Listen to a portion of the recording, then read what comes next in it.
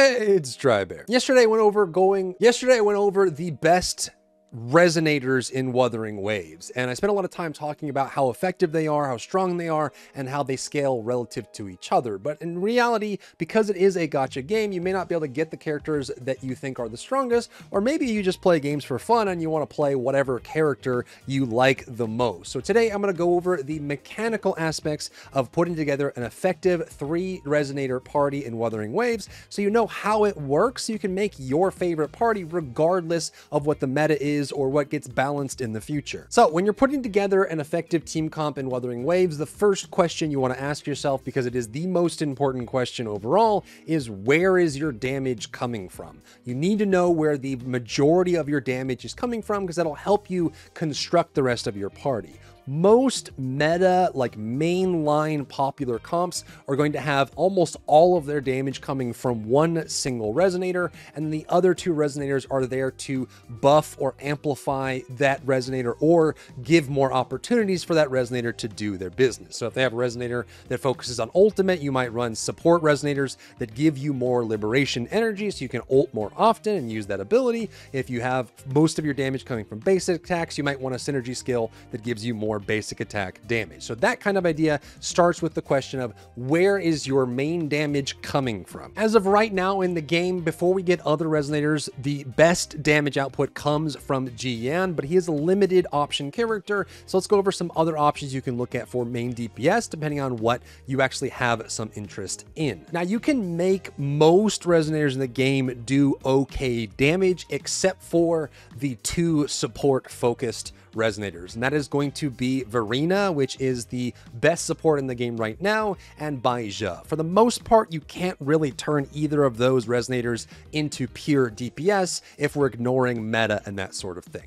Every other character could be used for DPS if you really want to, though some of them are just always going to fall short of other characters, or some require ridiculous sequence leveling. Like Alto can do pretty decent damage, but he requires like S5, S6 in order to actually get good damage out of him. So if you really liked Alto as your main character, you don't care about the meta, you'd have to get him pretty high up. But for the most part, most of these characters can be used. As far as the most effective characters for DPS, regardless of which one's better or not, Encore fits perfectly in a main DPS role. She primarily does damage with her basic attacks during her ultimate channel, so she focuses on liberation uptime. Calcharo does a lot of damage through heavy attacks and basic attacks. You can also get some decent damage out of Jinshin if you run her as a DPS, though she can also run in any of the 3 roles for the most part.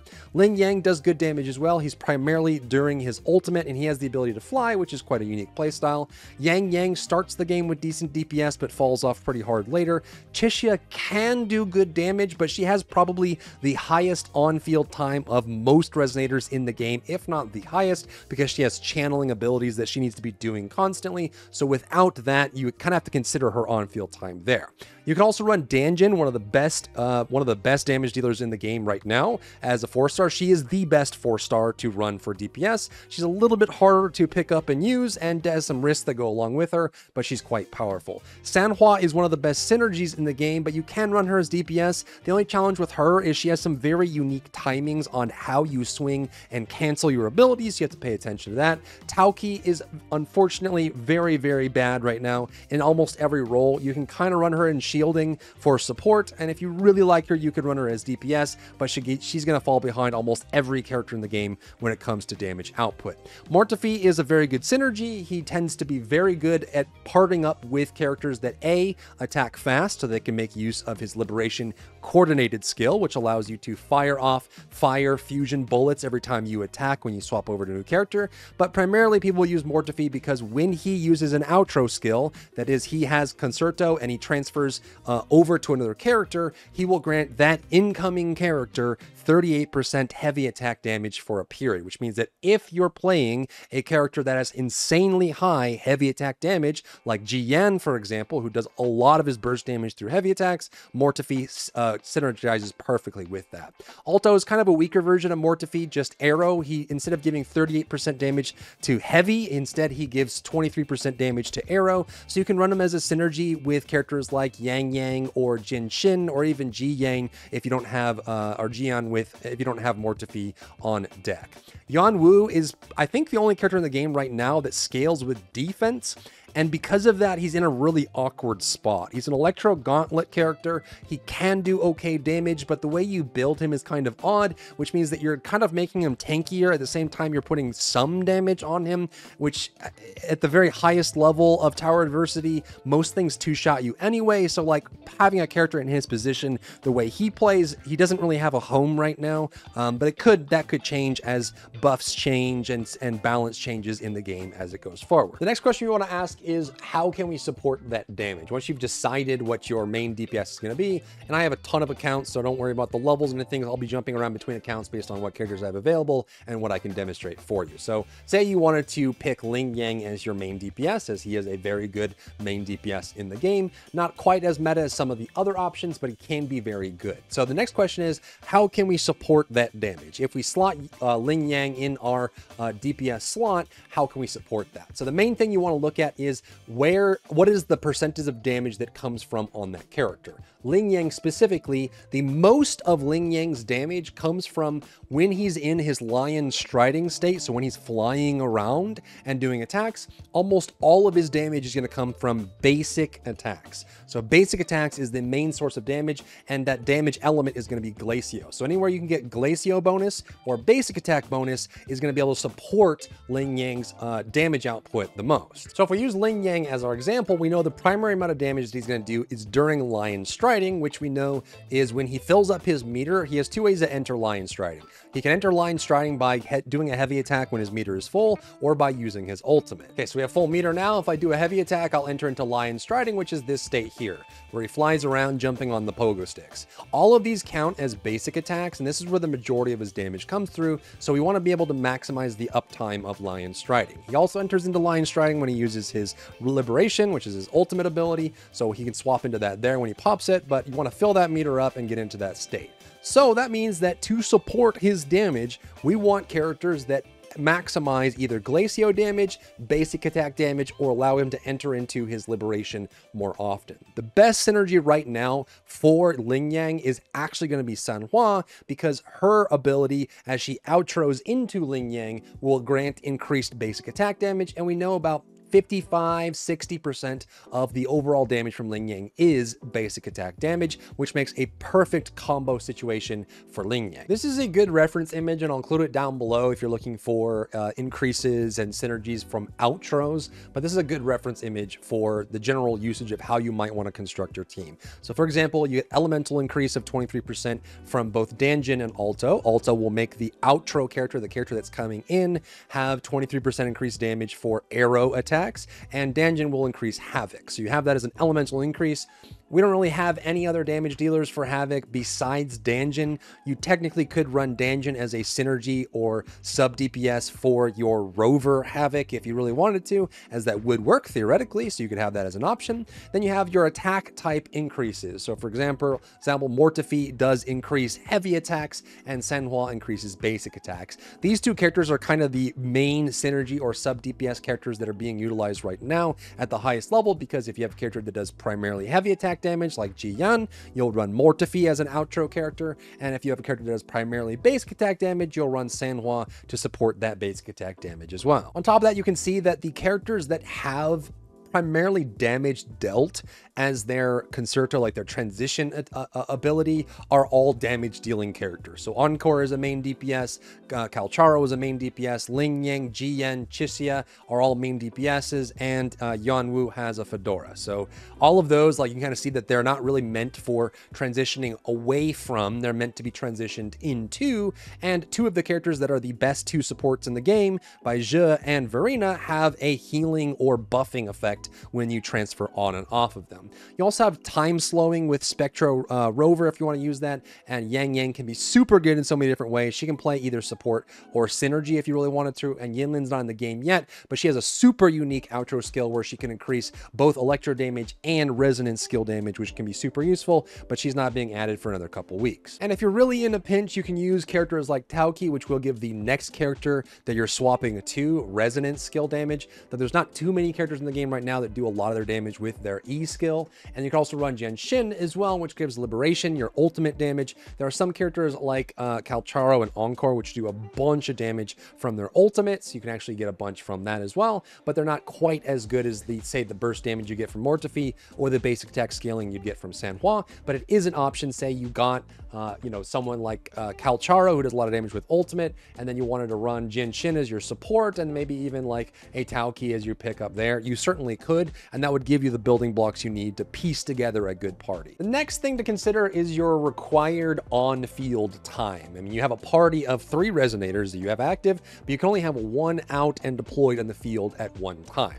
Every resonator has different requirements based on their kit and how they function, on how much time they should optimally be on the field. And I think Chisha is a great example of this. She's one of the free characters, which means you can get her very early on and you can scale her up very easily. And she actually does respectable damage, but one of the reasons why it's harder to put her in higher end team comps is because she has one of the highest requirements for on-field time for characters. The main reason is majority of her damage comes from this ability where she has to be channeling this shot the whole time and doing attacks, which means that for every second you spend where Chisha's not out in the field channeling her ability is lost DPS, lost DPS, lost DPS, where some of the better DPS characters can jump on, do their rotation in like 10 to 14 seconds, get it finished. That gives you time to set up and switch to your other characters, activate all your buffs and synergies, get your bonuses going, get your outro skill scaled up, scale back to your main DPS, and then do the same rotation again. Whereas if you do that with Chisha, you're going to take significant DPS losses because she just needs to be out on the field doing her thing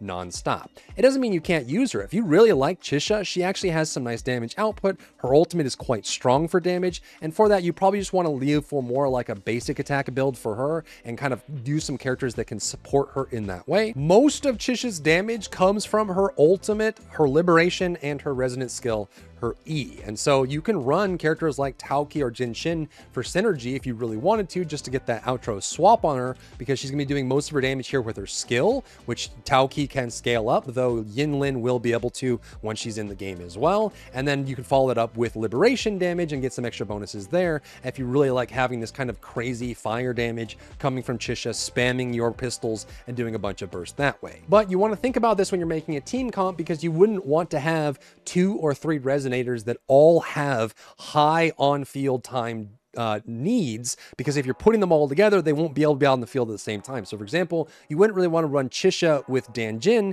because both of them require to be on the field for their long extended combos and high uptime on damage output. So if you run them together, they're basically going to be clashing and removing each other from being their best. The next thing to consider is going to be what's called a coordinated skill. There actually isn't that many of them in the game right now, but it's something that will become more important moving forward and is actually a consideration for some of the best synergy resonators in the game right now, primarily Mortefi, and we'll get another one once we get Yinlin in the game in about 2 weeks. So a coordinated skill is a skill that stays active whether you swap off that character or not. And the biggest example of this is going to be Mortefi right now. When he pops his liberation, his ultimate, his R ability, when he pops this, you'll see this little sigil appear next to him, and when I attack, it also attacks. So it's an extra attack every time I attack, but when I swap to other characters, this stays until the duration ends and falls off, which means he has not only an outro skill synergy where he makes the next character that you swap to do more damage with heavy attacks, but can also pop his liberation skill and grant bonus attacks to whoever you're swapping to.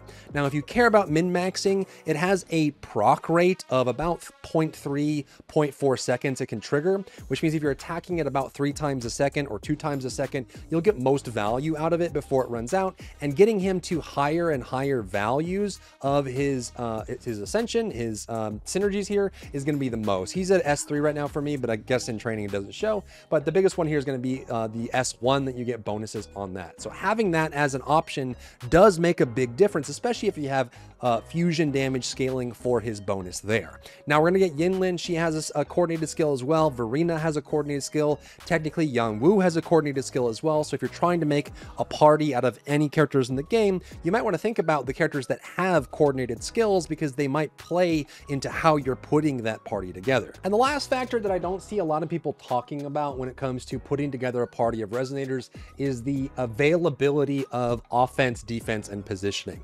Many characters have different profiles for how they function in the field, and so let's go through a couple of those topics so we can understand how that works, because this may be a deal breaker for you on some of the Resonators you might be considering. Firstly, a great example of this is going to be Encore, who switches between ranged attacks in her normal state with the Rectifier to melee attacks when she has her Liberation, her ultimate, active. So keep in mind that ranged attacks, for the most part in Wuthering Waves, cannot parry oncoming attacks. So if you're someone who really likes parrying or using that as an option for your character, you may want to think about who you use in that slot and what they have available. And one of the downsides for Encore, if you care a lot about parrying, is if you find yourself in your default Rectifier weapon state, you won't be able to parry oncoming attacks until you get back into your Liberation ultimate where those melee attacks are triggered. On top of that is going to be dodging and also using positioning. So using your stamina up, you can do omnidirectional dodging, which does allow you to dodge and then dodge counter into attacks. Some characters are very reliant on dodge counter. When an attack is coming at them, they can dodge out of the way and then attack back into them. Danjin's one of them that uses dodge counters all the time to great effect. And some characters have longer animations or floaty animations or longer like connected animations that you either need to cancel through swaps or you just need to let them play out. And that means that during that animation, you won't be able to dodge, you won't be able to interact, and that may change how you encounter bosses and how you go about that kind of procedure. So characters like Encore, when you'll be switching between doing your resonance ability and your ranged attacks and then using your other characters to build up your Liberation, going into your Liberation ultimate, and then using that ultimate to do melee attacks, it may be something you want to think about. If you're someone who really likes parrying or really likes using dodging, you'll have to consider that as part of the operation. Same thing for Ling Yang. When Ling Yang's up in the air flying around during Lion Striding, he has very limited access to dodging. He can still dodge up there, but it's harder for him to do it whenever he wants. And also, parrying and doing positionals is very hard as well. So his offense, defensive state and positional state when he's in Lion Striding is very different than any other Resonator in the game, and that's something that personal preference would dictate a lot of when you're choosing which Resonators you want to use in your party. Now I'll leave on screen the tier list that I had from yesterday going over the best characters in each role, but I think if you're just trying to make a comp for your own personal enjoyment, you don't care about meta, just get rid of the tiers and just look at where characters best perform in the slots that they have in there. You still have the two best supports in the game, Verina and Baizhi. You can put them in almost any comp and make them work great in that support role for healing, shielding, and general buff purpose. You can find great synergy effects from any one of these characters. You can Alto for arrow characters, even though he's not quite as good as the others on here. Danjin increases your Liberation. You can get some bonus damage on heavy attacks from Mortefi. You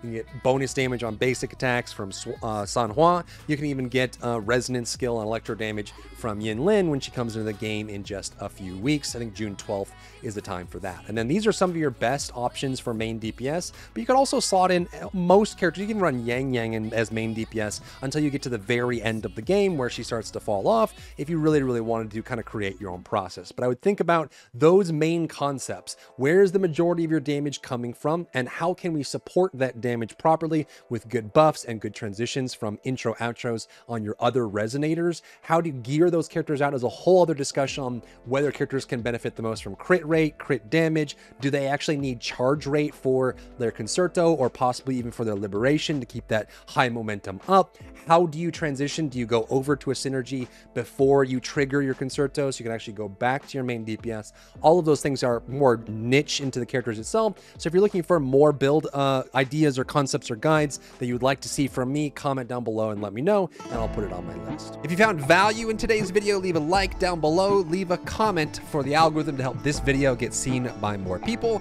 and don't forget to check out my other channels for other content and other stuff and other things.